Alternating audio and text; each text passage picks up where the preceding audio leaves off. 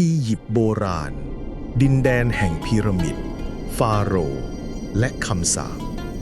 หลายคนจดจำอารยธรรมนี้ในฐานะศูนย์กลางแห่งศิลปะความรู้และศาสนาแต่ในเงามืดของพีระมิดและสุสานลึก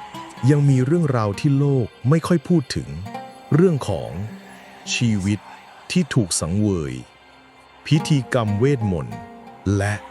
ความตายที่ไม่ได้มาด้วยธรรมชาติการฝังทั้งเป็น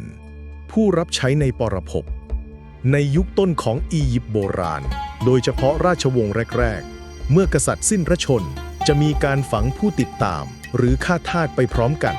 พวกเขาไม่ได้ตายเพราะโรคภัยหรืออุบัติเหตุแต่ตายเพราะถูกเลือกให้ตายในสุสานของกษัตริย์เจอแห่งเมืองอาบิโดสมีการพบโครงกระดูกมนุษย์จำนวนมากฝังอยู่รอบหลุมศพอย่างเป็นระเบียบแสดงให้เห็นว่าคนเหล่านั้นถูกจัดเตรียมมาอย่างจงใจนี่คือความเชื่อของชาวอียิปต์ยุคแรกว่าเมื่อฟาโรห์เสด็จสู่โลกหลังความตายพระองค์ต้องมีข้ารับใช้ติดตามไปรับใช้ต่อในอีกโลกหนึ่ง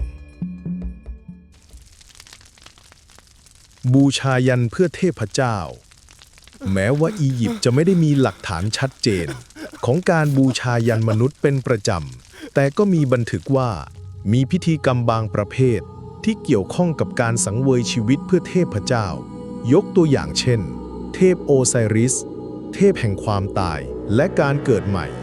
ที่ตามตำนานถูกฆ่าตัดชิ้นส่วน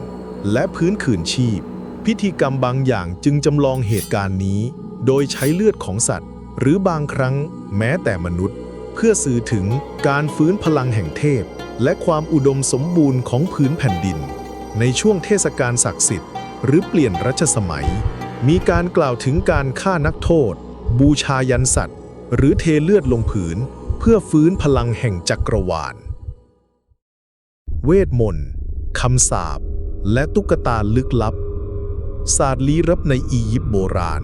เรียกว่าเฮกาหรือพลังเวทมนต์ที่สร้างและรักษาโลกมีการใช้ตุ๊กตาดินเครื่องปั้นหรือแผ่นหิน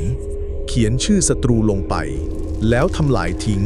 เพื่อสาปให้เกิดความเจ็บป่วยโชคร้ายหรือแม้แต่ความตายบางบันทึกกล่าวว่านักบวชบางคนใช้เวทดำโดยผสมของต้องห้ามเช่นเลือดมนุษย์ผมหรือเศษศพในการเรียกพลังอันมืดมิดมาทำลายเป้าหมายสิ่งเหล่านี้ไม่ได้เป็นแค่ตำนานเพราะหลักฐานบางส่วนยังคงถูกพบในวิหารและหลุมศพทั่วอียิปต์จนถึงปัจจุบันคำสาปฟาโรห์และการตายที่อธิบายไม่ได้ปี 1922 การค้นพบสุสานของฟาโรห์ตุตันคามุนโดยโฮเวิร์ด คาร์เตอร์กลายเป็นข่าวใหญ่ทั่วโลกแต่ไม่นานหลังจากนั้นสมาชิกทีมสำรวจเริ่มเสียชีวิตไปทีละคนทั้งจากโรคแปลกๆการป่วยกระทันหันหรืออุบัติเหตุปริศนาเรื่องนี้เป็นที่มาของคำสาปฟาโรห์ที่โด่งดังไปทั่วโลกมีคำจารึกในสุสานที่เขียนไว้ว่าใครก็ตามที่รบกวนหลุมศพของฟาโรห์จะถูกปีกรัติการกลืนกินแม้จะมีคำอธิบายทางวิทยาศาสตร์เช่นเชื้อราในอากาศหรือแบคทีเรียโบราณแต่หลายคนยังเชื่อว่ามีพลังบางอย่างในสุสานที่มนุษย์ไม่ควรแตะต้องอารยธรรมอียิปต์โบราณอาจเป็นหนึ่งในอารยธรรมที่ยิ่งใหญ่ที่สุดแต่ในความยิ่งใหญ่ก็แฝงไปด้วยความเชื่ออันลึกลับดาร์กและน่ากลัวชีวิตถูกสังเวยเพื่อเทพเจ้าผู้คนถูกฝังทั้งเป็นเพื่อรับใช้ในโลกหน้าและมนต์ดำก็ยังแฝงอยู่ในแผ่นหินโบราณเรื่องเหล่านี้อาจเป็นเพียงอดีตหรืออาจยังมีบางสิ่งหลงเหลืออยู่ใต้ผืนทรายที่รอวันที่จะกลับคืนมา